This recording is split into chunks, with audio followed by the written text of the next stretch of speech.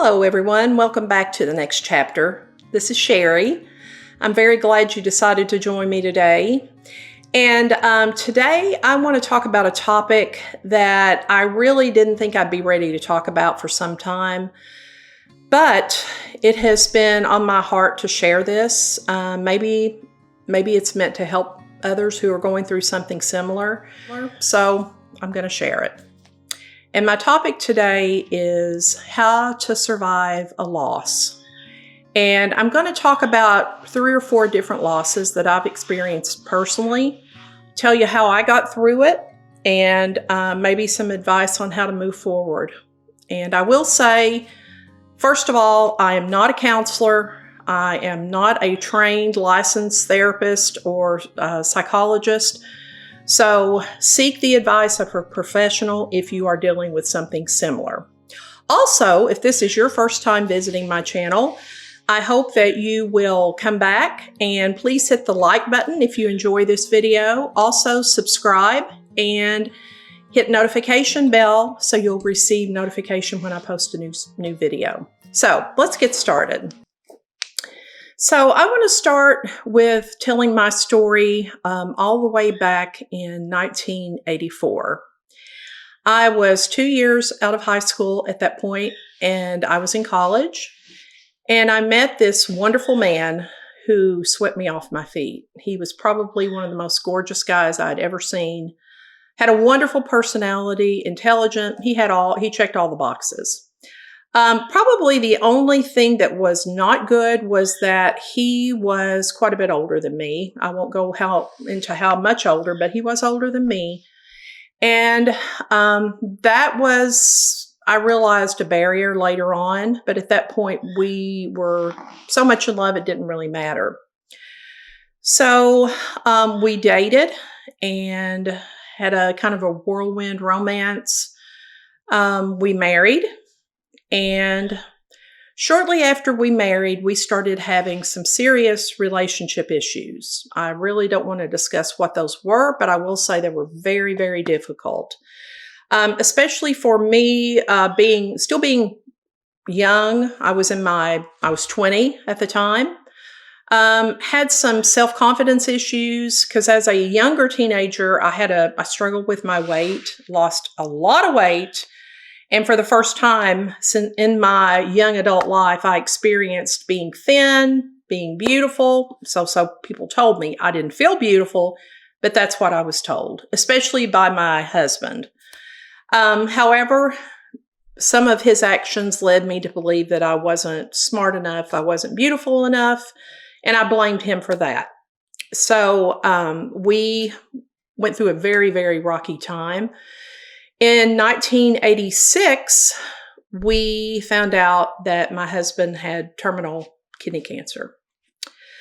And this was something that was extremely difficult for us to hear, especially me, because he was the love of my life. He was the reason I got up in the morning, and I centered my world around him. So he fought with everything in him. He did the radiations, the surgeries, did not do chemo because it was not recommended, but did interferon. So we were finally told this is terminal. There's nothing we can do. There's nothing more we can do. So I went into a very deep depression. I was very young. At this point, I was 22. And I just made the comment, mostly talking to myself, but he overheard me. I said, I can't live without him, God. You can't take him from me. And so he came to me and he said, I have an idea. I want to know what you think about it. Let's have a baby. And I'm like, are you kidding me? I can't do this. And it was really hard. First of all, I didn't think it would be physically possible because at this point he had had lots of radiation. He was very sick. And he said, no, I really feel like you have wanted a child for the last year. I feel like this will give you purpose. So we tried, and miraculously, I soon got pregnant. When we told his oncologist that he would that we were pregnant, his oncologist said, I'll never forget these words. He said, "You will not live to see your baby." And that was like a knife in my heart. And Ray responded, "Oh, yes, I will." So he fought very, very hard to see his child. And so in February of '88, our son was born. He was healthy. He was a blessing. And Ray was here to see it. And then I was in the reality of, I have a husband who's dying, just has weeks to live, maybe days. And I have this newborn baby. So I had lots and lots of support. I had family. I had his family. So we had lots of support at this point. So my husband lived another almost 4 weeks after my son was born. And when he died, I had a 4-week-old baby. Like I said, I had lots of support, but this was my first experience with very close experience with loss. So I decided that I would throw myself back into school. I was in college when we met. I dropped out of college when we got married because I wanted to do the housewife thing. I wanted to work, to raise a family, but all of a sudden I found myself in a situation that was not going to be a possibility.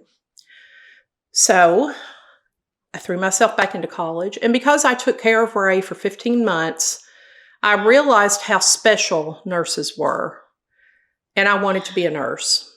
So I decided to change my major from business to nursing, and I became a registered nurse. I received my bachelor's degree in nursing in 1992. My son at this point was 4 years old, and unfortunately, he saw Mom being there for him, but with books in her hand constantly. And honestly, his first year of life, I can't remember it. I think I was in so much shock from losing my husband that I was just going through the motions. I did not deal with the grief effectively. I just went through the motions. So I found that once I graduated college and had more time, I really enjoyed my relationship with my son at this point. I say we grew up together, and literally we did. And he has grown into an amazing young man, and I'm so grateful for him. He is truly a gift in my life. So next, I'm going to fast forward to 1990.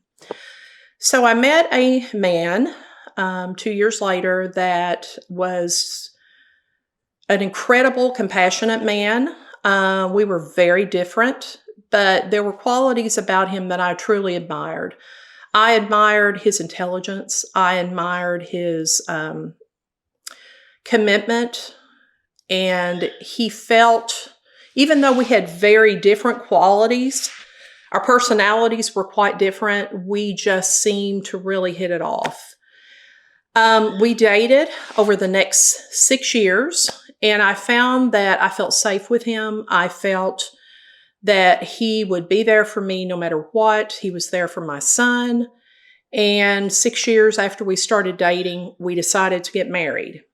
Now, at this point, I have a 8-year-old son. Even though we had our challenges when we became a family, it did work out. And so fast forward many years, actually about almost 2 years after we married, our son was born. My second son was born. And this was my second husband's first biological child. And he was such a blessing. He was just something that I feel finalized our family. And we were all very, very happy at this point. So moving on through life, going through the typical growing up with children thing. I had my boys. My husband was always busy with his job, and I was working at the time. I went back to work after my youngest child enrolled in school and have been working ever since. So I I started working at my children's school. It was a K through 12 school, and I was able to be there with both of them. So that was a great blessing. And I'm going to move to 2015. So my second marriage was, I would not say perfect by any means, but we felt comfortable with one another. Was it the ideal marriage? No. And that was not anyone's fault in particular. It was just our differences, I think, started catching up with us. And we were in different phases of our life. He was ready to move into one phase, and I was just beginning into another. I was in a new career. I had younger children. He had been in his career for some time. He was ready to start slowing down a bit. And we just kind of lost focus as a couple. I became very, very involved with my kids and really lost touch with us as a couple. And I know that's one of the faults that I had. And he was an introvert by nature. He just became very withdrawn, and we lost touch as a couple. So in 2015, there was an incident that happened that really almost broke us up. But at this point, I was determined to keep our family together. Family was extremely important to me. Very, very important to me. Above all else, I felt like I had to keep our family together. So we managed to get through the problems that we were having in 2015. And I will say that our relationship was never the same after that. It was just hard to get past it, but we didn't talk about it. We just didn't talk about it. We just moved forward. So now we go through the pandemic. That was a challenge for all of us. Moving to 2022, 2 years later. Another incident happened. And by this point, I had decided I could not survive another rejection. At this point, my children are grown, and I decided that I had to move out. So I found my own place, kept working, took my dogs with me because, those are my children too. Managed to get 2 more dogs. And I surrounded myself with very supportive, very loving people. And we decided to get a divorce because I felt that it was just our problems had come to a head and we just were not able to fix them. And I think at this point we both wanted different things. And I will say that there was no one to blame here, honestly. He is a wonderful man. I feel like I'm a good person. It just, the mix was not there. So at first, I was devastated. And then I became very happy because I realized, I can live my life the way I want now. This is pretty cool. But it also became very lonely. And I remember the first time that we had holidays, it was extremely hard because I was not in the house where I raised my children. I was not in the house where I was when we first got married. So it was very, very hard. And I struggled. I struggled a lot. And I just could not find my way. I didn't know who I was. All of the things that I had connected to over the past 7 years, they were gone. And I didn't know what to do. So the last thing I want to talk about on this journey is there was a friend who came into my life about, he was a friend at the beginning of 2021.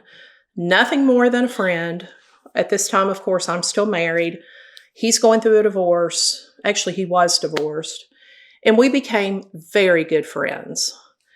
And he was a person that I could confide in. He was a person who, I remember he used to send me a daily scripture every day. And through the years, I was raised in a Baptist church. I was very active in my church. Actually, I played piano for a gospel group. And over the years, especially after my first husband died, I just lost touch with God. I wasn't really angry at God, but I just felt that, I've got to take care of me. I didn't rely on God the way I should have. And so it became about survival. And I just really didn't depend on God the way I should have. So this gentleman would send me scriptures, and he would tell me, whenever you're having difficult times, turn it over to God. And so I felt like he was brought into my life as a friend to reconnect me with God at that point. So when I found out that my second husband wanted out of our marriage, this friend is the first person I called. He's the very first person I called. He was extremely supportive, offered great advice, and was there for me for months after. So then, after going through this initial shock of my marriage ending, my friend and I became closer. And not only did we work together, but we talked about personal things. We shared lots and lots of scripture. We talked about our relationships with God, some of the horrible things we'd been through in our life, and how at the end that we're turning to God for support. And one thing that I did not have in my previous two spouses, I did not have a Christian spouse. And as a Christian, it is extremely hard to keep your faith when your spouse is not of faith. They did not necessarily, it wasn't that they didn't believe, it's just that they did not. Well, actually, my second husband at one point said he did not believe, but that changed. But it was just very difficult for me to blossom and grow my faith when my spouses, that was not a part of a priority for them. So I had prayed after this second marriage ended, please send me someone that will be a Christian partner. So at this point, this friend, we're spending more and more time together. We're praying together. We're sharing scripture together. So what am I supposed to think other than, this may be the person I'm meant to be with? So I grew to really care about this gentleman, really grew to care about him. And I could also tell that he was growing to care about me. Even though he never said the words, I love you, he never crossed the line to make me think that there was a relationship brewing, he would talk about how special I was to him. I remember on Valentine's Day in 2023, he actually called me up and said, do you have plans for dinner? And of course I did not. And he said, let's go to dinner together. And I'm thinking he probably doesn't even realize it's Valentine's Day, honestly, because he works all the time. But he made it a point to tell me, I picked this day specifically to spend with you because you are so special to me. Our relationship is very special. So even though he had not directly said it, his words, his actions spoke otherwise. So I found myself literally falling in love with this man. And even we would have conversations, and I felt that he was just too shy to share how he felt about me. So I picked up the courage to tell him how I felt. So his reaction was not what I expected.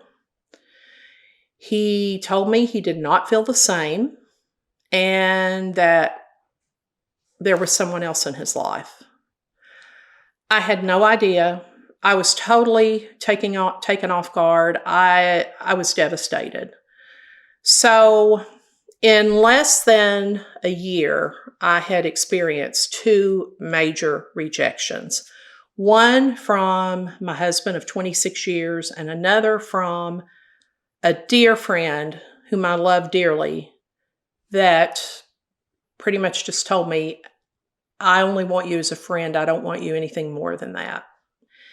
And I will say with each loss, with the exception of the death of my first husband, With the rejections of my husband and my friend, I felt like, what is wrong with me? What is it about me that is making these men reject me? It was all on me. All the blame was on me. It was not on maybe it's them. Maybe it's something else going on. But what is it about me? So I really beat myself up. Maybe I'm not skinny enough. Maybe I'm not pretty enough. Maybe I'm not smart enough. Maybe I'm a loser in general. So that's where I went initially. That's where I went. So I decided to seek therapy. Went to an amazing therapist. And over this course of time, since 22, I will say she has helped me tremendously, because here's what I have realized. First of all, it's not about me. It's not about how I look. It's not about how smart I am, how much attention I give to them. That's not what it's about at all. Maybe the only fault I truly have as far as relationships is choosing the wrong type of person. So I feel, because of my low self-esteem, and I feel like that my counseling has helped me realize this. I have very low self-esteem, have had since I was a teenager, struggled with depression since I was a teenager. So I felt like if you can get someone to love you, then go for it. So I was choosing the wrong people. I was choosing people that, yes, definitely had major character flaws, but I could fix them. I was capable of that. So the only person who suffered in that was me. Another thing I realized is that I'm special. I've never been one to love myself. As a matter of fact, I've always been one to find all the problems that I have. Not pretty enough, as I said, not skinny enough, because my weight has always been an issue. But you know what? I realized God made me just the way I am. And He loves me. And, as a mother, I would hate to think that either one of my children feel less than loved and deserving. And I feel like God is that way with me and with all of you. We are very much loved in His eyes, no matter what we've done. No matter the lifestyle that we've chosen, we are loved. And I realized that I'm not alone. I was terrified to be alone, especially at this age. I'm 59 years old. At the time that we separated, my husband and I separated, I was 58. And I'm thinking, what am I going to do? I can't be alone. What am I going to do? And then I realized I'm not alone. First of all, I have my children. They'll always be there. I have my fur babies. I have my wonderful supportive family who have always been there for me. And above all, I have God. And I realized that no matter what I go through, all I have to do is reach out. He's always there. He's not going to tap me on the shoulder and say, hey, did you forget about me? And I think another thing I've realized is that many times throughout this process since my divorce, I have prayed for guidance. I've prayed for strength. But I really did not give it all over to Him. I was in charge. I'm a very in charge type of person. I don't like not being in charge, but I have found that there is a time that you just give it over. And I will say, after the second rejection, I had to really humble myself and just accept the journey as it is. I have so many blessings in my life, and I think that's one of the first things I would recommend if you're going through loss. First of all, look at your blessings. Look at the blessings around you. Because when you're caught in the midst of depression, you can't see the blessings because there's so much darkness around you. So look at the blessings. Look at your family, your friends, your coworkers, the home you live in, the food you eat. There's so many blessings. Your health. Oh my goodness, that's like a top blessing. So check out those blessings and focus on those. If you have to, make Post-it notes and put them around your mirrors in your bathroom, on your refrigerator, but remind yourself how blessed you are. Second of all, learn to love yourself. So many people that I talk to get into bad relationships because they truly do not love themselves. And I had a lady, and you meet these people in some of the strangest circumstances. So when I got my third dachshund, I had a lady come to my home, recommended, who was a dog trainer. And she was phenomenal with the dogs. But I must say the best advice that she gave me that day, we somehow got on the subject of me being a recent divorcee and that, I was having a hard time with it all. And she said, I was divorced at 60. And she said, I, at that point, did not like myself, had never really liked myself. But she said, the best advice I can give you is take time to love yourself. Get to know yourself. Focus on you. Because when you're a mom, when you've got young children, you've got careers, you've got a husband or a companion, you're so focused on meeting those needs of others that you forget yourself. You have no idea, by the time your kids leave home, you have no idea who you are. I still don't know who I am. I'm learning, and I'm really starting to like what I'm finding out. But she said, do not bring another person into your life until you find joy in yourself. Feel at peace with who you are and love who you are. Only till then are you able to bring another person in. She was single for 7 years until she finally met the right person. And he makes her feel amazing. And she does for him too. So that was very encouraging for me. And I think it's some of the best advice I've heard, actually. The next thing I would recommend is to surround yourself with supportive people. Don't be around people who criticize, who gossip, because if they're talking about so-and-so down the street, they're probably talking about you and your problems.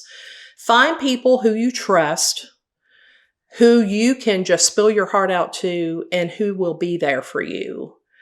I will offer a word of caution here. You don't want to just bombard them constantly, but they love you. They want to be there for you. So let them be there for you. Let them be your support. And don't be afraid to seek out professional counseling. Counseling is something that I feel most people need at least one point in their life. It's just overwhelming. It is overwhelming sometimes. So seek out a counselor. It's okay to go to different counselors because not everyone's right for you. It's just like a relationship. Seek out a counselor that fits your need, that you just click with, that feels like your best friend that you're sitting down and talking to. That's always a good sign that you found the right counselor. So seek out counseling. And I think the last thing I would say is have grace with yourself.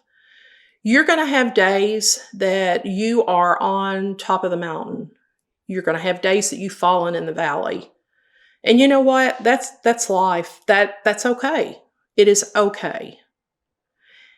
And just have grace with yourself, have patience, and most of all, love yourself.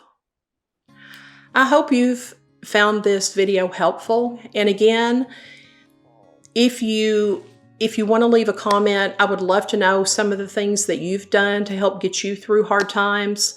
And if you want to share just a brief comment about some of the things you've been through, I'll be happy to say a prayer for you or offer some support for you, because we really truly are here for each other. So again, if you enjoyed this video, found it helpful, please hit the like button and subscribe, and I will be seeing you guys in about a week. Take care, everyone. Goodbye.